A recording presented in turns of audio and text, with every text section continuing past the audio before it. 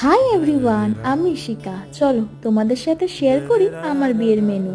প্রথমেই আসি স্টার্টারে ছিল fuchka, coffee, chicken pakora, kebab, chicken momo, crispy baby corn, cold drink, ice cream, আর ছিল সব থেকে ইন্টারেস্টিং ফায়ার পান।